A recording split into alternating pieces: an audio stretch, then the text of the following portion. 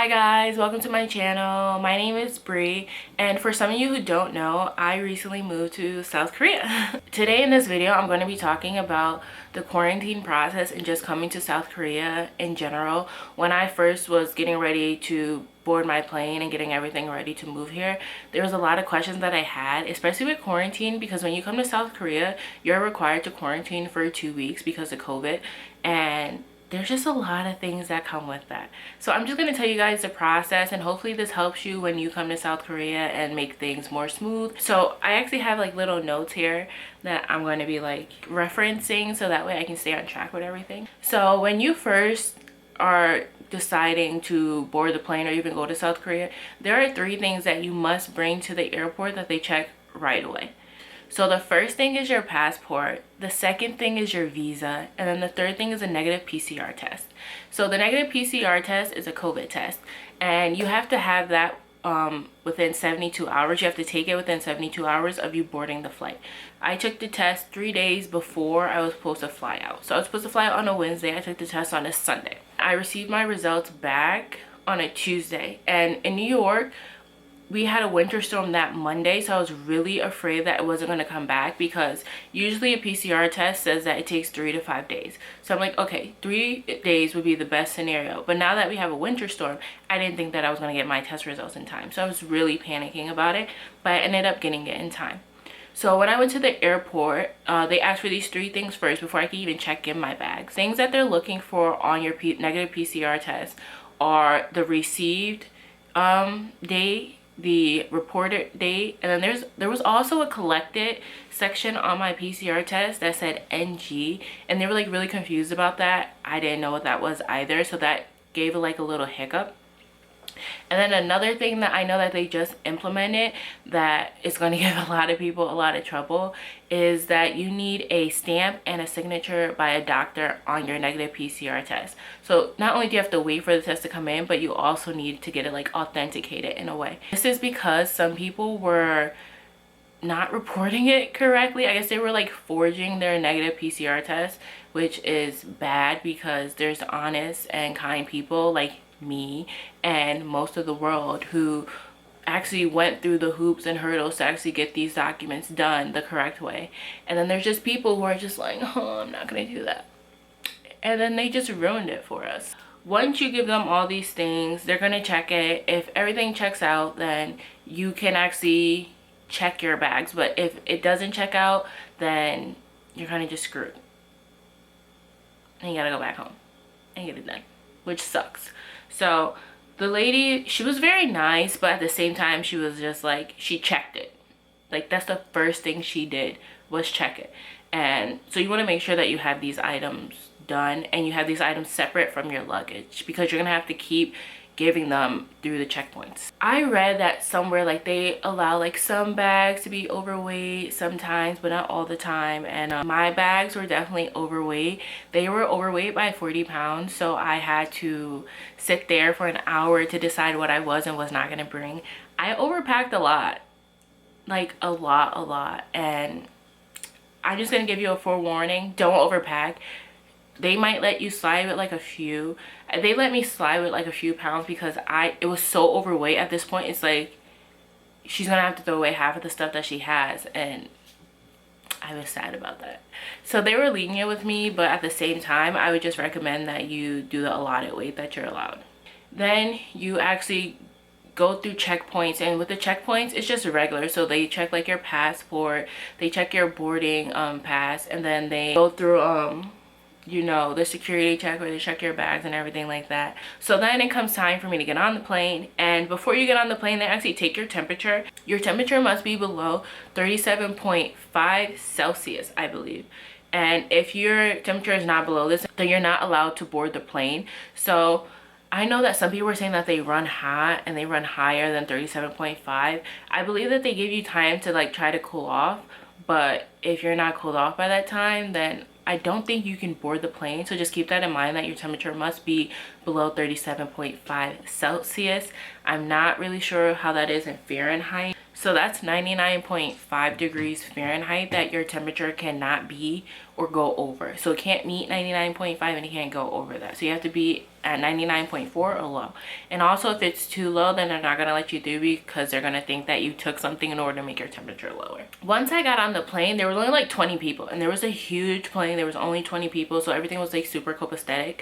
Everyone was spread out pretty evenly. So when you book your plane ticket, when I booked my plane ticket, they already had roads blocked off where you could not buy that ticket because COVID, they wanted to take extra measures. So everyone was spread out. There was no point in getting a first class ticket because I literally had 2 seats next to me where I can lay out fully, which made more sense than being in business class where you just had like that little space. Like I had more space than someone in business class would have. So that was definitely an added perk, which I loved because I'm tall and I got to like lay down. Everyone was laying down, spread out. And my flight was pretty long. It was 14.5 hours. So when you first get on the flight, I flew Asiana, and I would suggest flying Asiana because it was such a smooth flight.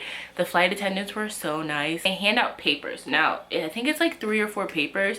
You want to fill these papers out before you land. Like, it's such a relief that they give it to you on the plane, because if you do it when you're landing, then you're like literally at the checkpoint like trying to fill everything out, and that's annoying because there's a lot of people behind you and you don't want to be the last person in line, because to get through those checkpoints once you get to South Korea takes a while. So fill them out before you land. After my flight, I get to South Korea, and the first thing when you get to South Korea, they ask you at the first checkpoint is, are you staying, or is it like a layover? Are you connecting to a different flight?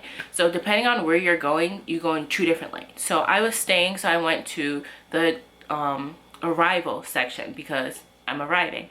And so there's different checkpoints that you have to go through.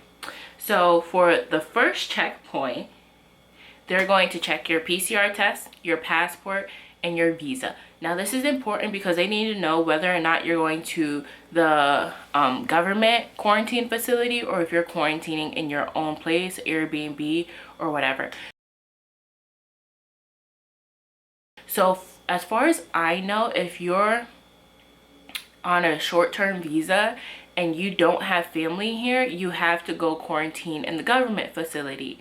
Now if you are on a long-term visa, you automatically have to quarantine in an Airbnb or your apartment or your family's house. So you don't go to the government facility. And I know there's some confusion about that, so there's some clarification on that.